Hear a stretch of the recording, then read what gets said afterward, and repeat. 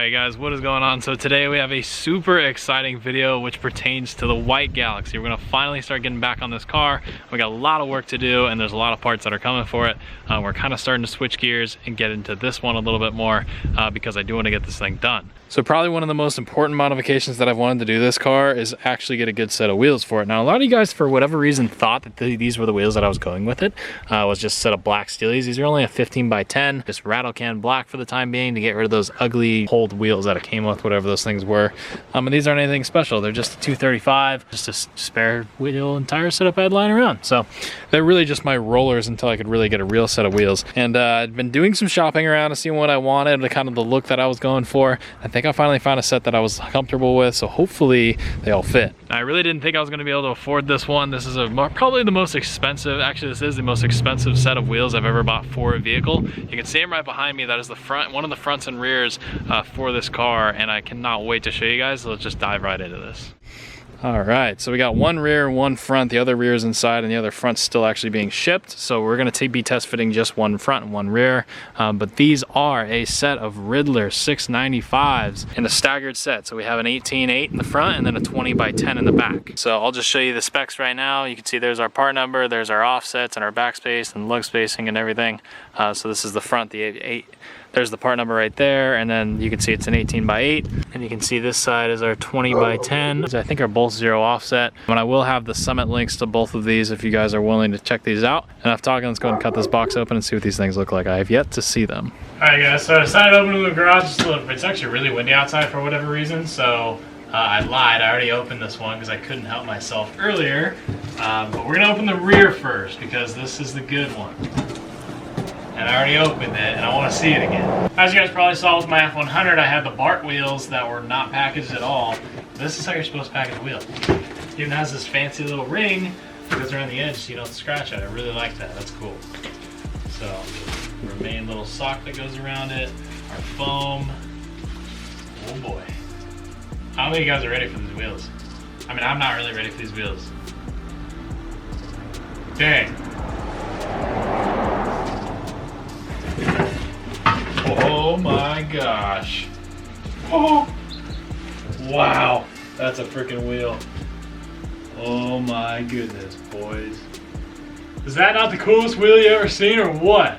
All right, guys, so I know you guys are probably skeptical when I said a 20. A 20 is a very large wheel, a lot larger than I would normally put on any old car. I'm not really into the whole big rims thing, if you call it that. But this actually looks proper on a big body Galaxie. Now you gotta keep in mind, this isn't a Falcon. This is a full-size Ford. This car is like 17 feet long. It's huge. So the wheel wells on this car are actually very large. So you can see the massive width of this thing. This is a 20 by 10. This is a big, big wheel. And it has the nice big lip on it. And that I think helps with the offset and everything. But this is a matte black with a machined lip. So this isn't a painted lip or silver or anything weird like that.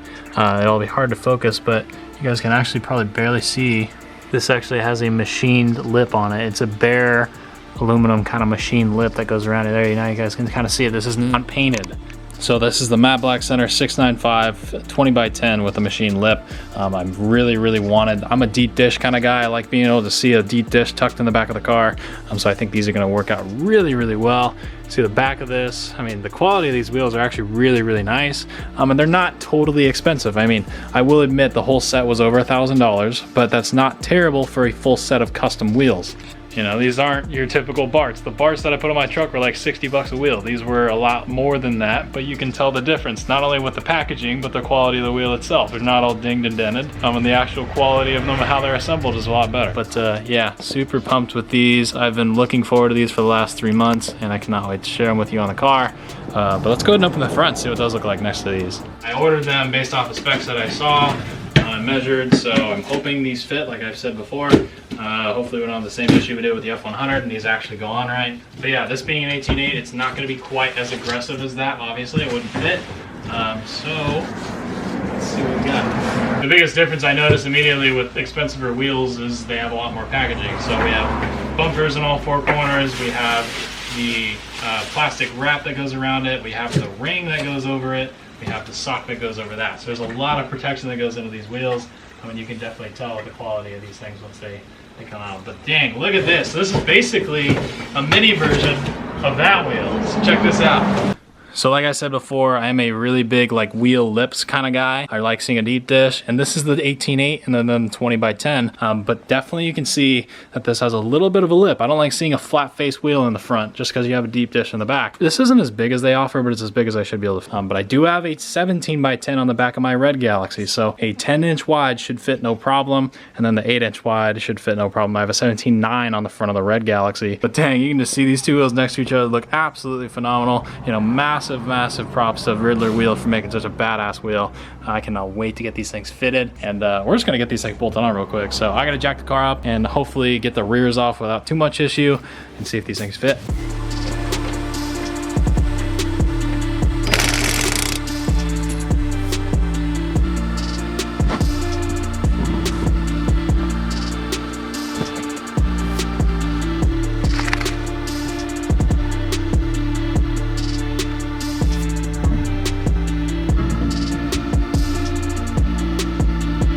Wow, that is absolutely ridiculous. Dang, look at that. That looks awesome. I mean, it's so dark in that area, you can almost like pretend there's a tire. Yeah, I'm definitely a fan of that. I apologize for the whack lighting, and I wish I had a shop, but can't quite afford it yet. But man, that is just such a cool looking wheel on this car. You can see the fitment's actually, you gotta keep in mind this fender's cut, so don't think it doesn't fit really well, and also doesn't have a tire on it. So, you know, fitment's actually exactly what I wanted. You know, the actual lip would be like way in here, so we're not actually too bad. You know, I don't want it to be rubbing, obviously, but dang, that looks really good. I like that a lot. You know, I gotta kind of bring the exposure up for you guys to get the whole picture, but I had to do hours and hours and hours of research to find even one car with these wheels on it, and the stance was way off. It was like way up in the air, or it was, you know, had skinny little tires on it or whatever. But yeah, I'm definitely liking the way that looks. I think we're definitely good on the fronts, so that's good. That's good. That means I can you can also see we're not hitting the tie rod in there, and it doesn't look like we're hitting the upper control arm either. Well, alrighty then. Well, the front's fit, so that's awesome. That means we're gonna go ahead and have the horrible time of getting the rears on. So I gotta jack it up, and I think I gotta put it on stands and droop the rear end out to get that butt to come down so I can fiddle this massive 10-inch wide wheel in there. Alright guys, so you can see the difference now. Here's the 20x10 and the 18x8. I'm gonna start getting this thing on the back, so I gotta go ahead and take the front one off, put the stock boring Steely back on, and then jack the rear end up and droop this thing out. Hopefully this one fits. The front fits. Please, for the love of God, I hope the rear fits.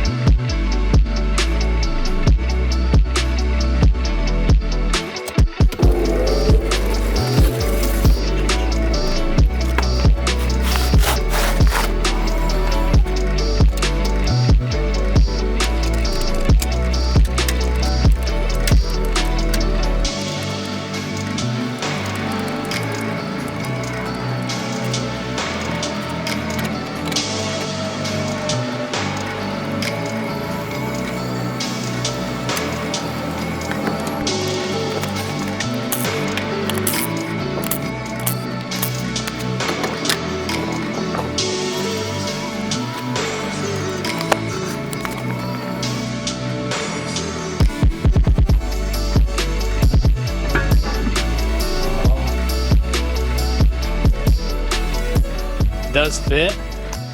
It is drooped out right now. It's kind of the only unfortunate thing, as it is drooped out. You can see I've got a little bit of room. This is the only offset that I saw that they made. My only concern right away, we are very close to the leaf spring. Therefore, I'll probably end up running a 1-inch spacer in the back, because this is, I believe, the 4.5-inch backspace. They don't make a 5.5 that I was aware of. So this is what I ordered. This isn't really like a specialty wheel company. It's like custom made to order. You kind of get what you get. But you can see our fitment's good. Clearance wise on the outside's good. The inside not so much. You can tell if I put a tire on this thing, it's definitely gonna rub right there on that leaf spring. So, you know, unless I got a super like non-aggressive tire, which is not gonna happen, but it does fit, so that's good. It fits, looks good. It's drooped out right now. I kind of want to jack it up a little bit, see what it looks like when it's tucked up in there. But we'll probably just get a set of 1-inch spacers. You know, that's nothing for this car. I think a 1-inch spacer, and we'll go ahead and trim that lip off. I think that'll work perfectly. And that'll give me the perfect fitment that I was looking for. And the 20 doesn't look obsessively big in this car either. That's the funny part to me. As the 20 actually fits quite well in this car, you know. So really happy with the way that looks so far. So naturally the next thing is what tires are we gonna get. So originally I was gonna do an 18 in all 4 corners, but now we're doing the 20s. So we're most likely gonna be doing a 315/40 and then a 275/40 in the front. Now the staggered setup, it's gonna be a pretty thick tire, like I said before. It's no rubber band tires. I'm not into that kind of stuff. I'm gonna have a big wheel. I'm gonna have a big tire as well to fill the gap. So it'll be a proper setup, but you'll see that in a future video. And I'm not sure how soon, and here's why. So as you can see, this car has a lot of imperfections on the body. We have dents, cut fenders, a lot of roof rust. Coincidentally, this is in the exact same spot that I just fixed on the red car. We have rust all down the seam. You can see a hole right here. You can see a hole right here, which I just fixed on the other car. And then I have a mess in this lead seam I gotta go through, as well as the wheel wells. And you guys won't be able to see this, but there's actually a fiberglass patch on the back side of this that's covered in Bondo. So I gotta strip this whole thing out and redo this whole wheel well section. You can see this whole thing is just absolutely mangled. I mean, you can hear this is all just junk, complete junk. So I gotta cut all this junk out, start over, and there's no sense in putting a set of brand new wheels and tires underneath. I'm just gonna be welding right there, and I don't wanna get welding ambers on that machine lip and mess them up. So the next thing that's ready for this car is probably going in straight into metalwork. We'll take all the trim off. I'm gonna get it prepped for paint, but I do have a hood latch that I need to put in because there isn't one. As you can see, I can just lift up the hood. This is gone. I got a new one. It was bent before, so I got a new one that's repainted. I'm gonna go ahead and install that now. All right, I made a little Amazon order and got a bunch more of this top coat. This stuff is awesome. It's direct to metal. You don't really need any sort of primers. This is kind of a one-stop whole thing in one. They're pretty big cans too. They're a little expensive, but definitely worth the money. And then so you can see I finished up sandblasting. The sand pressure was a little bit low, so it didn't come out quite perfect, but definitely good enough. A lot better than what it was. So I'm gonna go ahead and use some of that PR15 top coat and see what this thing comes out like.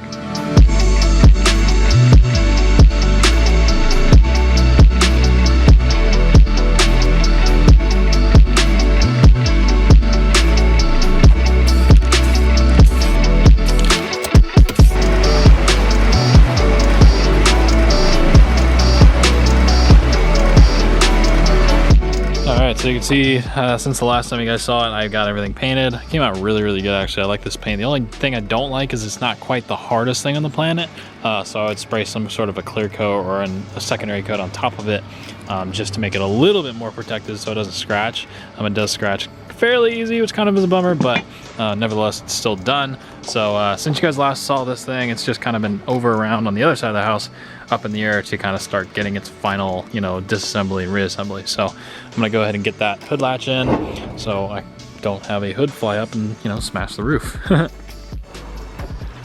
Alright, so I've kind of realized something with this car is we've gotten to a state where we've got wheels, we've got parts, we have progress with the car, but it doesn't quite drive the way that I wanted. It drives right now, but I've started to take it apart because rather than driving a halfway broken car, I'd rather take it apart all the way, fix it, and put it back together and never have an issue again, because that seems to be a pretty redundant thing around here, as I have halfway working cars or totally broken ones. This car doesn't need a lot. It needs some paint work, it needs some wiring, and it needs a little bit of a fuel system help, and then the wheels and tires, and it's good to go. So what I've started to do is actually tear this thing back down for the final time. We're gonna be pulling the cooling system back out, fuel system back out, motor partially apart but not very apart. We're just gonna be doing some accent stuff to it here and there, maybe some different ignition things. Redoing parts of the interior, carpet kit, seats, trim pieces. We're gonna be disassembling all the trim on the car so it can be painted and take it apart. I have some new fenders and parts which you might be able to not really see because they're on the other side of the car. But I have new front fenders because these ones are cut, and a lot of cool parts to go with this one. So I've kind of been stalled out right now on my truck project, which you guys have seen, because I've been waiting on parts for it, stuff like the cylinder heads and other parts. So for now, we're going to be shifting gears on this car for a couple videos until I can get all my parts ready to make my truck drive again. So we're just going to kind of go into teardown mode on this car in the next video or so. Like the video if you did enjoy it. Let me know what you think down in the comments below. We're going to be pretty much stripping this thing all the way down to where it can basically roll into paint once I'm done doing the bodywork. So that being said, thanks a ton for watching. I'll see you guys in the next video with the Galaxie. Bye guys.